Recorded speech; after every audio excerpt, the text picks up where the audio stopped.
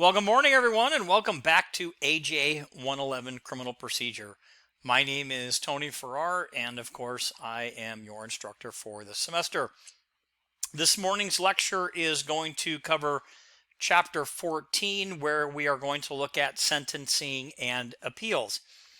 We've spent some time on the entire arrest process and trial process and all of those things kind of in between.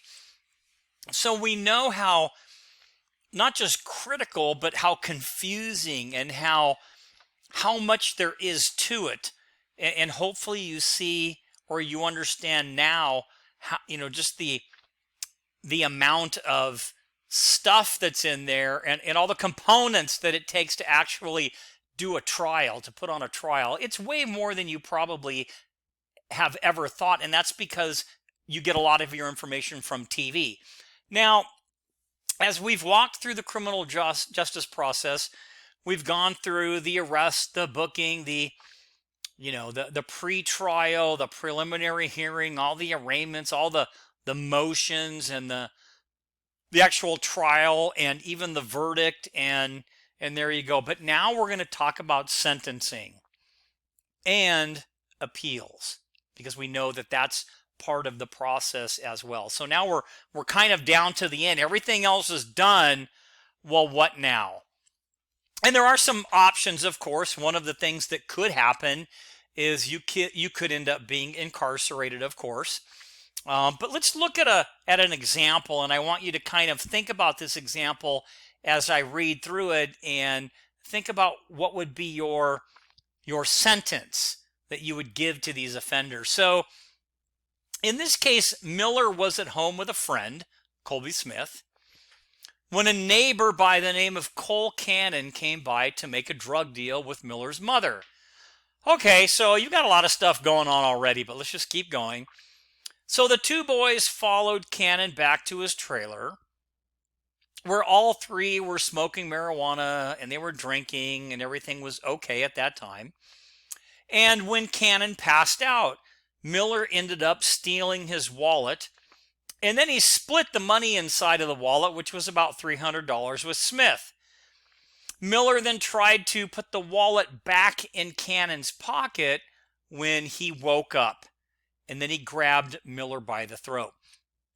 Now, at this time, Smith hit Cannon with a baseball bat that was nearby, and once released, Miller grabbed the bat and repeatedly hit Cannon with it. And Miller then placed a sheet over his head, over Cannon's head, and told him, "I am God, I've come to take your life," and then struck him one last time. So then the two left, leaving Cannon there, and they later returned to cover up the evidence. And in doing so, they basically lit two fires, and Cannon eventually dies from not only his injuries, but smoke inhalation. So what do we've gone through the process, and let's just say that you're in the role of the judge to do the sentencing portion. How much time do they get? Are there any mitigating factors, and how do the judges kind of figure this out? Well, we're going to look at some of these factors, and hopefully that'll bring a little bit of light to some of this stuff. So, following a criminal conviction, the attention of the defendant, the lawyers, and the judge now shifts to the sentencing phase, and so we've gone through all those other portions, and the sentencing phase, or the decision, is going to determine the nature and the length of the defendant's punishment. And because of the possibility of errors in a trial, the federal government and the states provide individuals typically with one appeal to review the lawfulness of the convictions. Now these appeals, they don't rehash the entire case. They look for issues that took place procedurally or constitutionally that could change or might have changed the outcome of the trial. So hopefully that kind of makes sense. So despite the fact that every effort is made to ensure that a defendant is fairly treated throughout the pre-trial and trial phases of the criminal justice system, there always is the possibility that a defendant's conviction has been influenced by an error. And this might involve, let's say, a judge's mistake in admitting unlawfully obtained evidence, or maybe a judge's failure to tell the jury to disregard the prosecutor's inflammatory remark during a closing argument. So again, as a result, the federal government and the states provide people with an appeal to review the lawfulness of their convictions. And defendants who have exhausted their appeals are provided with yet another safeguard in the form of what we call a writ of habeas corpus. And this civil action, this habeas corpus thing, permits a defendant to petition federal courts to examine whether the trial court and the appellate courts have reasonably interpreted the law in upholding his or her conviction. So, interesting. So, having this right shows another example of the effort to strike a balance between, we've talked about this before, these societal interest in criminal convictions and, of course, the protection of a person's rights. So let's kind of jump into the history, a little brief history, because history is always cool, of sentencing in the United States. Well, Old English common law punished any type of felony with the death penalty. Things like barbaric beheadings or hangings or even burning at the stake. There were other punishments which included things like breaking on the wheel, which would be like stretching, or drawing and quartering. Some of we don't do that stuff now, of course, but we have our own forms of punishment, if you will. Think about which ones we still use. Now, different states use different things. And even lesser crimes, when we're talking about English common law, misdemeanors or those smaller crimes were punished by public floggings, and these types of punishments were staged in a public area to deter crime, so you would be like embarrassed. And economic offenses resulted in fines, and offenders were expected to provide restitution, which we have now, right? And even destitute petty criminals in some instances were taken away or transported to distant colonies in order to remove them from society.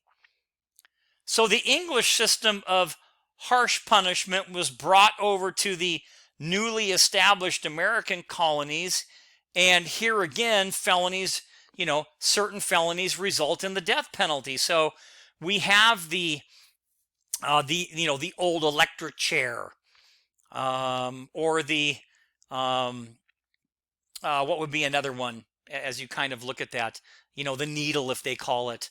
What about like a firing squad? So we have lethal injection, the electric chair, firing squad. Do they still use that anywhere? Oh wait, yes, I think Utah still uses it. So it's still listed in there. the gas chamber, which was one of California's kind of things, if you will. And then again, the lightweight misdemeanors were public floggings in order to deter crime. But could we actually do that now? I mean, it might work, but no, we can't do that.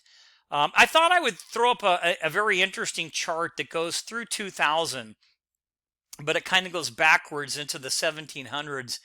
And you can see by looking at the colors, the different types of executions by method. So whether it was burning at the stake or firing squad, hangings, the gas chamber, electrocution, lethal injection, and I'm not even sure what other would constitute. But I thought that was kind of an interesting slide there. So as I said a minute ago, these types of brutal penalties were brought over to the American colonies.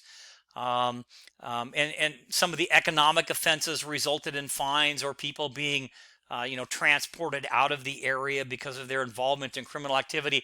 I thought it would be kind of cool just to do like the Escape from New York thing, and have this island where you send all the hardcore criminals. But we know that we can't do that. But it's a movie here. But anyway, kind of an interesting thought, right? So kind of continuing on. So the Bill of Rights that was ratified in 1791 prohibited cruel and unusual punishment, and the English system of harsh punishment gradually came to be replaced by a somewhat more humane approach to punishment that eventually led to limitations on the death penalty. The abolishment of floggings and whippings and bandings, etc., and a prohibition on corporal punishment. And serious offenses continued to result in death before either a firing squad or gas chamber, or later on the electric chair, or later on lethal injection. So, and the death penalty, of course, continues to be a subject of debate from state to state, from generation to generation, etc. And maybe we'll have a little debate about that. But so in 1787, Quaker Benjamin Rush proposed what was to be known as a House of Reform, in which prisoners would be incarcerated and rehabilitated in hopes to abandon their criminal careers. And in 1790, Pennsylvania became the first state to follow this plan and established what was called a penitentiary. And if you look up penitentiary, it actually means a place to do penance or to serve your punishment. So kind of interesting. And even in some of these places, they would say state penitentiary, knowing that this is the place where you're going to do your penance or serve your penance. Now, the advocates of imprisonment believe that offenders could be reformed and rehabilitated through personal things like contemplation or Bible study or even hard work. And, these early penal institutions quickly became overcrowded and understaffed, and they were then criticized as what we would kind of call as incubators of crime that warehoused prisoners. And reformers argued that personal transformation could be best achieved by adopting a system of kind of indeterminate punishments. And we'll talk a little bit about determinate and indeterminate in just a few minutes. But here are some of the, we talked about different penitentiaries. Everyone should probably recognize this. This is Alcatraz. And I was actually, so one really cool fact, I was on vacation in San Francisco with my wife, and we were on a tour in Alcatraz when they were filming The Rock. Okay, so that was like awesome. So now you have to watch the movie The Rock. But anyway, so and both federal penitentiaries as well. So state, federal, etc. And this is one of the more vicious penitentiaries, I guess. And this is, if you don't recognize it, it's kind of interesting, right, that it's on kind of an island. Does that help you? Think of Law and Order. So Rikers, this would be a view of Rikers Island prison in New York. Okay, so a little bit more on the history of sentencing. So as I said, these early institutions soon became overcrowded and understaffed, and what followed was a period of kind of indeterminate sentencing, meaning a minimum but no real set maximum. So your sentence was 10 years minimum, but then that was like it.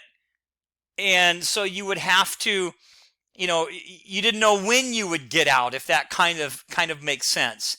So that really didn't seem like the right way to do it. So New York later adopted a modified form of indeterminate sentencing, meaning its statute established a maximum prison time, and judges were to fix a term within that limit.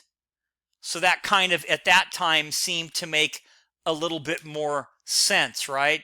So there's a maximum, and kind of a minimum, if you will, and the judges could fix that time in between. So later, the stage was then set for determinate or fixed time sentencing. And the emphasis under this was to basically lock them up or lock people up and not let them out until all of their time was served. So, another word for determinate would be, just think of it as fixed time. So the emphasis again under this type of sentencing was the just desserts model, meaning like you got what you deserve this, you get what you deserve. And this was the model of incarceration for definite terms in order to incapacitate individuals to deter them from engaging in crime. Now, in 1976, California introduced a new determinate sentencing law that proclaimed that the purpose of imprisonment is to punish, and that this purpose is best served by terms proportionate to the seriousness of the offense. And this law provided for some uniformity in the sentences of offenders committing the same offense under certain circumstances. And finally, in 1980, Minnesota introduced a system of sentencing guidelines, and a similar sentence was adopted, or a similar system was later adopted by the federal government. So you can see how things kind of morph. So determinate sentencing, your sentence, hey, if it's 10 years, you're doing 10 years, and kind of not a minute sooner. But then again, California in 1976 introduced that new determinate sentencing law that basically said that the punishment is better served proportionate to the seriousness of the offense. Of course, again, in 1980, Minnesota introduced something similar to California, and then in 1984, the federal government adopted this similar system. Now, in 2005, this system was kind of losing steam as well. Costs were high, and overcrowding was very commonplace. And then states began to modify sentences to allow for early release. So President George W. Bush signed the Second Chance Act of 2007, which provided grants to states to ease adjustment of individuals that were released from prison. So this was kind of the first attempt to help those that are coming out of prison to be able to become somewhat self-sufficient. Because think about it, a lot of individuals that come out of prison, they don't have a lot going for them, if anything. So how are they able to sustain themselves and not get back into trouble, if that makes any sense? And one of the things that came out of a lot of the prison overcrowding, and we'll talk about it some more later if we have time, was AB 109, or the California Realignment Act. And if you don't know a lot about it, you can click on the link and it'll talk about how we needed to reduce prison population because of overcrowding. So continuing on, Professor George P. Fletcher, the author of Rethinking Criminal Law, writes that the central characteristic of a criminal law is that a violation of the rule results in the imposition of a punishment by a court. And this is important because it then triggers various constitutional rights. So here are some of the rights that are kind of, that trigger in that. First is, does the legislature characterize the penalty as civil or criminal? Has the type of penalty imposed historically been viewed as criminal? Does the penalty involve a significant disability or restraint on personal freedom? Does the penalty promote a purpose traditionally associated with criminal punishment? Is the imposition of the penalty based on an individual's intentional wrongdoing? And has the prohibited conduct traditionally been viewed as criminal? So, kind of interesting. In a case, Kennedy versus Mendoza-Martinez, it lists various considerations that determine whether, in fact, a law is criminal. And you have to kind of think about that, right? And so, because some things that you might consider to be criminal, I might not consider to be criminal. So I read those. I read through some of those already. But if you want to know a little bit more and look at them again, you can go back to page 535 and you can reread that. But again, think about it. There are some things that should be laws, but what are some things that shouldn't be? If you think about something, what should not be a law? So just, food for thought as we kind of continue on. So what are then some of the purposes of punishment? So the United States has gone through various approaches to criminal punishment. And we continue to debate whether the primary goal of punishment should be to assist offenders to turn around their lives or to safeguard society by locking them up. Because honestly, if we're all honest, that's the easy way. Or is it? Because look what happened with AB 109. Look at prisoner realignment. If we throw everybody in prison, is that going to solve the problem? And after 34 years in policing, I can tell you, you might think it will, but it doesn't. It really isn't the best approach. So what is the purpose then of punishment? Let's look at a couple. So the first one would be retribution. And retribution imposes punishment because that is part of the purpose of punishment, is to impose the punishment based on, again, the just desserts model, or you get what you deserve. Don't commit the crime if you can't do the time type attitude. But part of that makes sense, right? Without being too cruel, because part of, when you do a crime and you get punished, part of it is serving the punishment. So offenders should receive the punishment that they deserve, again, based on the seriousness of the criminal act. And this philosophy is based on an eye for an eye. And under this type of theory, if you will, or purpose of punishment, retribution assumes that we all know right from wrong. So we have to be kind of careful with that. But while it does assume that we all know right from wrong, along with that we're all responsible for our conduct, and we should be held accountable for our conduct as well. So what would be another one? Deterrence. So the theory of specific deterrence imposes punishment to discourage a defendant from committing a crime in the future. Now, the phrase general deterrence punishes an offender as an example to deter others from violating that law. So you have a couple of different examples of the theory of deterrence. Rehabilitation. This is a purpose. Punishment is intended to reform the offender and to transform them into a law-abiding and productive member of society. And rehabilitation appeals to the idealistic notion that people are essentially good and can transform their lives when they are encouraged and given support. But think about it, in some of in the context of prison, how much real support are you going to get? I mean, in some places maybe you do, and in some places maybe you don't.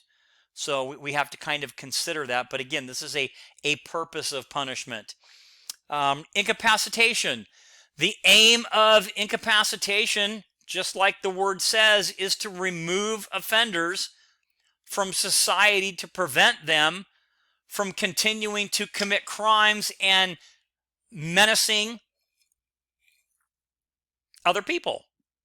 Now, this also implies that there are criminally inclined individuals who cannot be rehabilitated. Excuse me. So what do you think about that? Do you think that everybody can be rehabilitated? I don't know. I'm not sure about that, but that would just be my opinion. Selective incapacitation kind of falls underneath this purpose. Meaning singling out offenders who have committed certain serious offenses for lengthy incarceration. So in many states, a conviction for a drug offense or a second or third felony under something like a 3 strikes law will result in a lengthy prison sentence or life imprisonment. And that's another kind of point of debate that we'll look at in just a little bit, the 3 strikes law. And then finally, the last purpose for punishment is restoration. And restoration stresses the harm caused to the victims of crime and requires the offender to engage in a financial restitution and maybe even community service to compensate the victim and the community to make the victim or the community whole again. And it is designed to encourage offenders to develop some sense of responsibility. And as you may have read or learned in other AJ classes, this is a restorative justice approach. And this type of restorative justice approach recognizes that the needs of the victims are often overlooked in our whole criminal justice process. And the same process is also designed to encourage offenders, again, to develop a sense of individual responsibility and to become responsible members of society. So talking a little bit, we're going to move into types of punishment, but I said I would mention something on the 3 strikes law. So in 1994, California's 3 strikes law mandated lengthy sentences for repeat felons. And you can see back in the day when it was voted on, we had a lot of yeses, right? It was about almost 72%. Now, in its original form, a person with a prior conviction for a serious felony would receive a prison sentence of twice the term otherwise provided upon conviction of a second felony. And then a third felony conviction would net a sentence of at least 25 years to life. Wow. And, again, there are those that think this is an okay thing, and there are definitely those that do not believe that this is an okay thing. So again, here's kind of a larger result when we took the vote in California.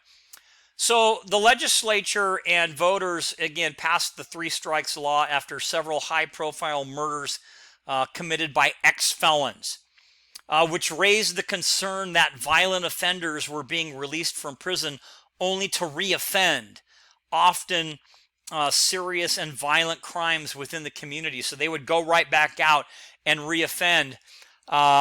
Voters amended this law in 2012 to require that the three-strike sentencing rules only be applied when the third offense is a serious or violent felony. And Proposition 36 also allowed existing third-strike inmates to petition the court for a reduction of their terms if they would have been eligible for a lesser sentence under that new law that was passed in 2012. So here is just kind of an interesting three-strike graph for inmates in California. And you can see the number of third-strike inmates as it's going up, up, up from 2005, and you get to 12, and then we pass Prop 36, and then you can see the decline. And again, the debate is still there on whether or not this is an okay thing or not. Now, proponents of the law, which passed with 70% of the vote, argue it was unfair to sentence someone to a possible life term if the third strike involved a drug or a property crime. So again, when we kind of re-voted on this in 2012 under Prop 36, you can see that the pendulum kind of swung, and this is what we ended up with, where that third strike needs to be a serious felony, not a drug crime or a property crime. And here's kind of a bigger look at that. So at the time that we were talking about, the state was under a federal court order to drastically reduce its prison population. And then in 2014, voters passed another crime measure, Proposition 47, which reclassified several nonviolent crimes, including possession of certain illegal drugs from felonies to misdemeanors and a couple of other things. And you can see this passed with almost 60% as well. So, here's the election results where you can kind of see that. So, I mean, as times change, and then, of course, again, we have the entire AB 109, the prison reduction issue, where we have been court-ordered to reduce our prison population. All right, so now what about some types? So various types of punishments are available to judges upon conviction, and these punishments are often used in combination with one another. So the first would be imprisonment. So persons sentenced to a year or less are generally sentenced to local jails, like county jail facilities. If you are sentenced to longer periods, those are typically in a state or federal prison. Fines. This are, usually it involves state statutes, usually provide for fines as an alternative to incarceration or in addition to incarceration. So you might just get a fine, or you might receive some county jail time and a fine. So, I mean, again, it could be one or it could be a couple of different variations of punishment. Probation. Probation involves the suspension of a prison sentence so long as the person reports to a probation officer and follows certain rules of conduct. And that may involve, it could involve everything from psychiatric treatment to a counseling program for drugs or alcohol. And the conditions of probation are required to be reasonably related to the rehabilitation of the offender and to protect the public. So, I mean, probation is used quite a few times. And just remember, though, it's different than parole. Probation is a suspension of a prison sentence, meaning that you may be convicted, but instead of prison, you're going to get this. Okay, or jail, you're going to get probation. Parole is where you've been to prison and you're going to get out early before the end of your sentence. And then you are on parole. Okay, so hopefully you kind of get the two there. Intermediate sanctions. This is a type of punishment, and this can be house arrest, could be electronic monitoring, or short, what they call flash or shock incarceration, sending you back for a couple of days. Community service or restitution, meaning paying something back. Now, this may be imposed as the sentence, as part of the sentence, with probation, after the person gets out, etc. So, again, a lot of different variations. And then finally, the death penalty. And we know that stats continue to change on this. As of the time of this textbook, 31 states in the federal government provide for the death penalty for homicide. The other states provide for life without parole. California has recently placed a moratorium. Governor Newsom has recently placed a moratorium on the death penalty, meaning that we're not doing it yet or again. We still have people on death row, but we've stopped all executions at this point. So just kind of, understand that. And again, the death penalty has always been kind of a debate.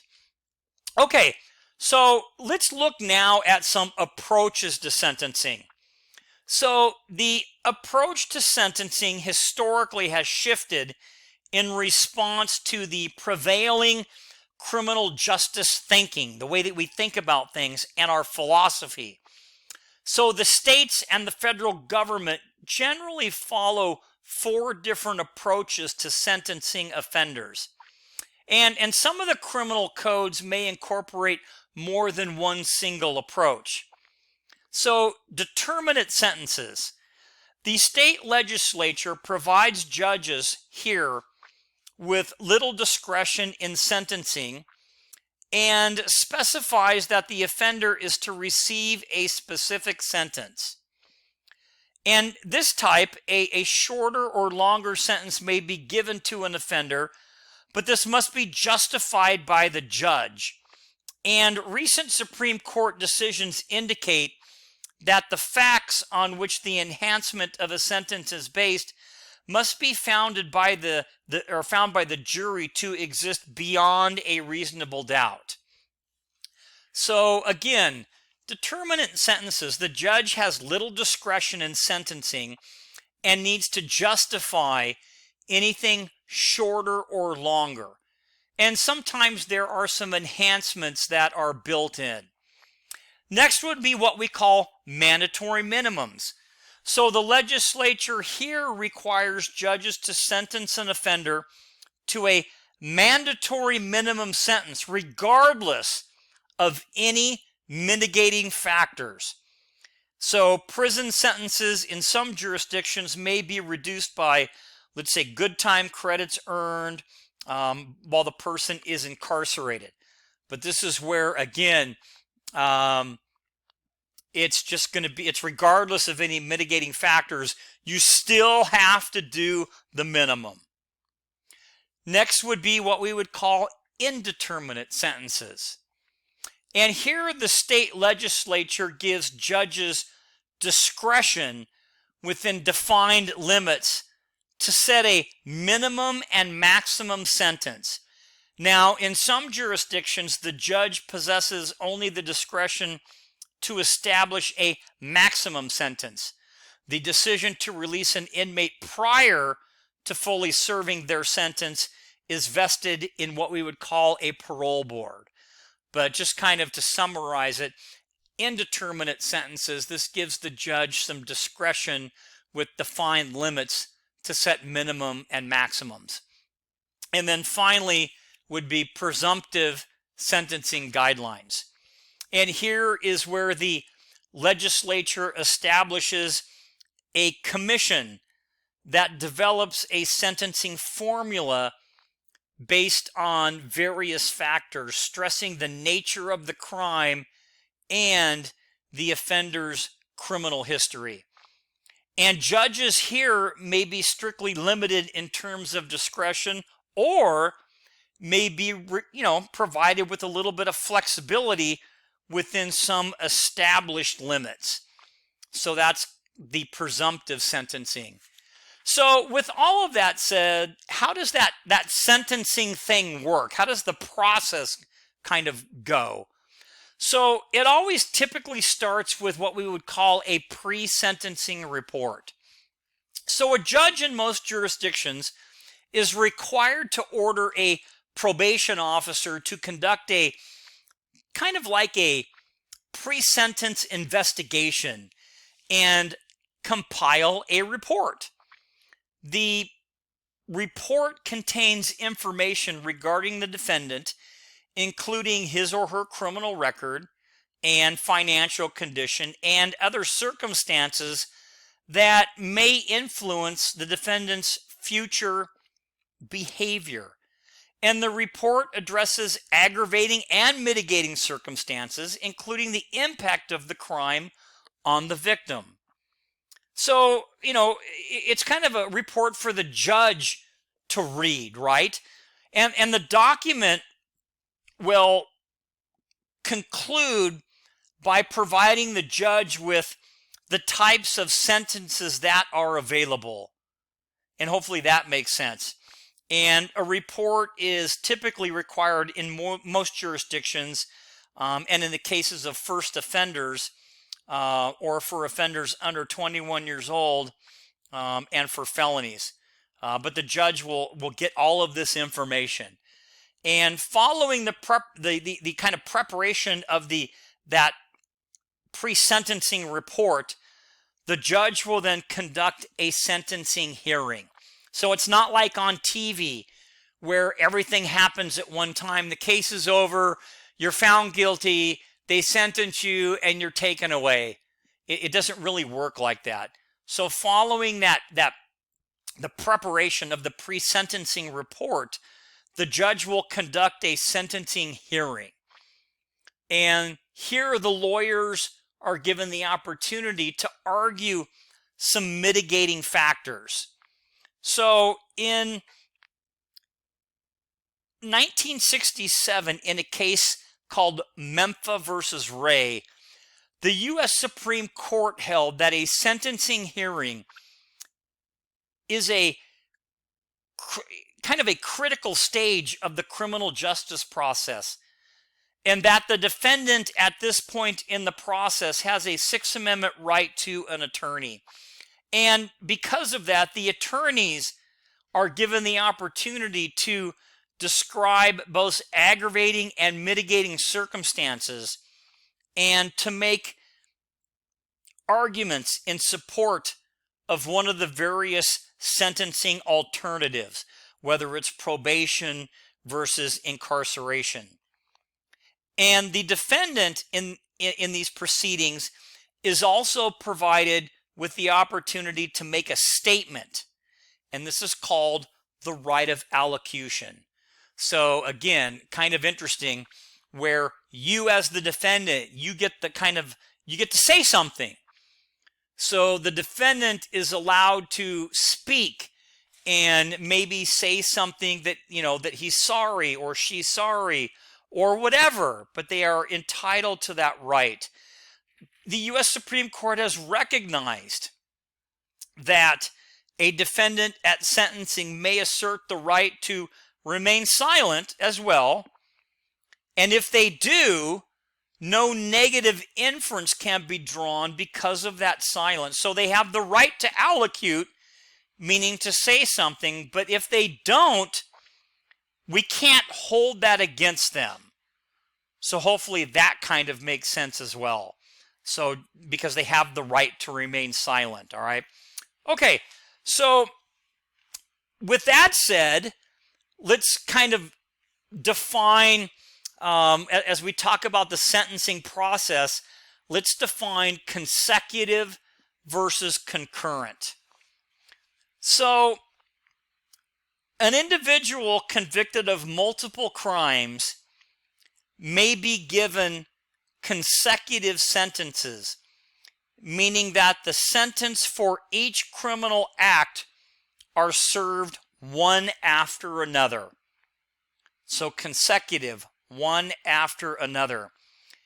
In the alternative, an individual may be subjected to concurrent sentences, meaning that the sentences for all criminal acts are served at the same time. So that's the difference between consecutive and concurrent. And then also, I want to make sure that we cover this funny thing called clemency and pardoning. So, governors and the President of the United States, in the case of federal offenses, may grant an offender clemency, resulting in a reduction of a person's sentence in the basically commutation of a death sentence to life in prison. Now, a pardon exempts an individual from additional punishment. And the U.S. Constitution in Article 2, Section 2 authorizes the President to pardon offenses against the United States. So clemency, a reduction in the person's sentence or in the death penalty to life in prison, and a pardon exempts a person from additional punishment. So hopefully that kind of clears that up as well.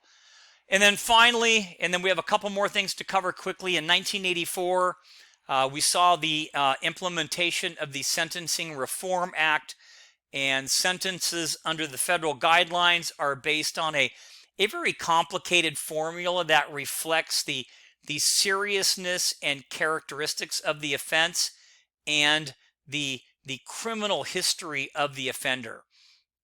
And judges will employ a sentencing grid and must sentence an offender within the narrow range where the offender's criminal offense and criminal history intersect. Judges are required to document the reasons for sentences and are to provide a specific reason for an upward or a downward departure from authorized guidelines.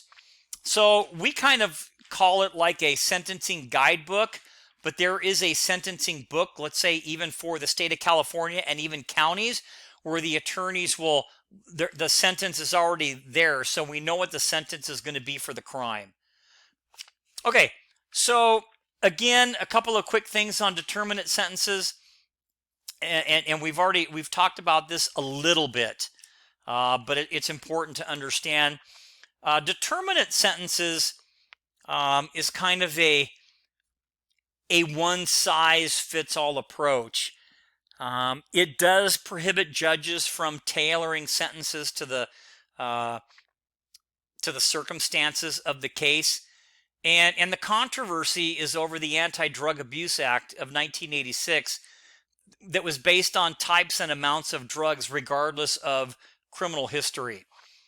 So, again, this type of these sentences have the advantage of being predictable, definite, and uniform.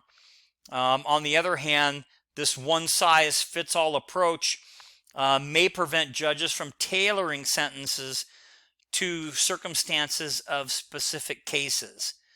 So, if it's somebody's first offense, let's say, then the judge really doesn't have a lot of leeway to change something. So after that, we have the Fair Sentencing Act of 2010, and this ended up reducing the minimums on certain drug crimes and the amount of time that people would spend in jail because of certain drug crimes. And this act took effect when President Barack Obama signed it into law on August 3rd, 2010. So what are some of the criticisms of determinate sentences. Well, one would be inflexibility, meaning that they fail to take into account the differences between defendants. Plea bargaining, where drug kingpins are able to trade information for reduced sentences. Increase in prison population, the laws thought to be responsible for the growth of state and federal prison system. And then disparate effects. Significant number are African Americans or Hispanics that are involved in street level drug activity. So these are some of the criticisms. Now, the president, and this was Obama at the time, indicated his concerns for mandatory minimum sentences for drug offenses when in 2013 he commuted the sentences of 8 federal prisoners convicted of crack cocaine offenses. Now, all had served at least 15 years in prison. 6 were sentenced to life in prison. And these defendants had been sentenced under the old rule and honestly would have had a less sentence under the new rule or the current rule. And in 2014, the president granted 8 more individuals that were arrested for drug offenses or convicted on drug offenses, the same luxury, if you will. So in 2015, it was announced that as a result of the U.S. Sentencing Commission decision to reduce mandatory minimum sentences for various drug offenses, 8,000 nonviolent drug offenders could be released from federal prison, and as many as 48,000 eventually could be released. And this is the mandatory minimum sentences. So what do you think about that? Because initially, when somebody was sentenced, that was their sentence. And then when the mandatory minimum came into effect, you will have individuals that will petition the court because now there's a new law and they want their case to fall underneath that. So what do you think about mandatory minimums? Should we give the judges more leeway? Should there be a mandatory minimum? Should there be a minimum and maximum and the judge gets to decide? It's a kind of an interesting situation, right? Again, talking about the 8th Amendment and methods of punishment, the courts have not limited cruel and unusual punishment to acts condemned at the time of the passage of the 8th Amendment, but have viewed it as an evolving concept. The U.S. Supreme Court says we must adopt standards of decency, and you can find some more information in a case called Furman versus Georgia. Because there are controversies over capital punishment and its various methods of carrying that out or implementation. And under Furman versus Georgia, it talks about that punishment must not be excessive, that punishment must fit the crime, that punishment is to be imposed in a even-handed, non-selective, and non-arbitrary manner. And then in another case, Gregg versus Georgia, the court brings up the fact of making sure that we're looking at aggravating and mitigating factors and weighing those. And there are states that will weigh the aggravating and mitigating factors, and there are some that don't. So again, it's kind of state to state. But equal protection, it is unconstitutional for a judge to base a sentence on a defendant's race, gender, ethnicity, or nationality. A sentence should be based on a defendant's act rather than on a defendant's identity. And a defendant must demonstrate both a discriminatory impact and a discriminatory intent if they're going to claim any type of violation under the Equal Protection Clause as it relates to the 14th Amendment. All right, and we're going to finish up real quick with juveniles because this is kind of the tough one. So are juveniles to be treated the same as adults? So there's a couple of cases. So the first one is Roper versus Simmons. And in this case, this was a landmark decision in which the U.S. Supreme Court of the United States held that it is unconstitutional to impose capital punishment for crimes committed while under the age of 18. So this is the Roper versus Simmons case. Now, that means arbitrarily impose. It doesn't mean that that could never happen. It just means that it's unconstitutional to simply impose. Graham versus Florida was a decision by the U.S. Supreme Court holding that juvenile offenders cannot be sentenced to life imprisonment without parole for non-homicide offenses. And then finally, Miller versus Alabama, which is a U.S. Supreme Court case in which the court held that mandatory sentences of life without the possibility of parole are unconstitutional for juvenile offenders. So take a look at those three cases. Again, Roper versus Simmons held that it was unconstitutional to impose capital punishment for crimes committed while under the age of 18. Graham versus Florida talks about juvenile offenders cannot be sentenced to life imprisonment without parole for non-homicide.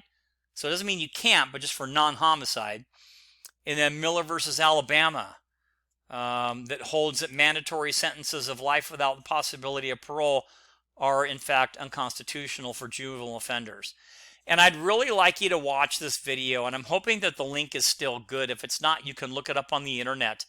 But I would watch about the first 30 minutes of this video, Lost for Life. And after you watch it, you tell me what you think about the offenders that you've looked at. You look at 2 or 3 different individuals and the crimes they committed, and you tell me what you think about that. Okay, so what about appeals? And then we'll be done.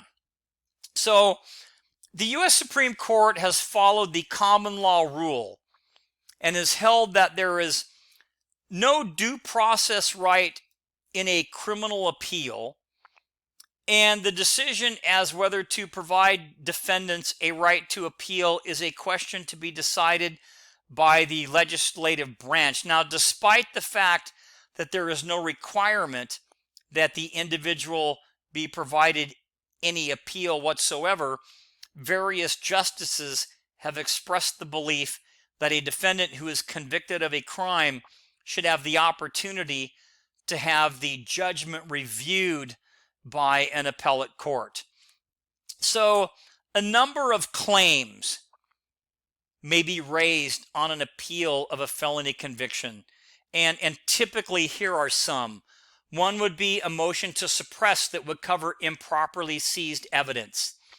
Next, self-incrimination, which would be a violation of the defendant's Fifth Amendment right. Next, exonerating evidence, meaning that the prosecution failed to disclose exculpatory evidence. Double jeopardy, being previously tried for the same crime. A speedy trial, not provided with one. The jury selection was not good. The judge, the jury instructions were not good. Your defense attorney is not good or ineffective. The prosecutor used prejudicial information and evidence. And the verdict, that the facts were insufficient to establish the defendant's criminal conviction. We talked a little bit about habeas corpus. State and federal judicial systems provide collateral remedies or appeals that are available following the exhaustion of a direct appeal, which is that one appeal that you get upon conviction of a felony. And the federal habeas corpus review is the most important review for both federal and state inmates. And it's a civil lawsuit, basically, in which a defendant, now called the petitioner or the plaintiff, asks the court for a writ on the grounds that they are being unlawfully detained. So that's a habeas corpus.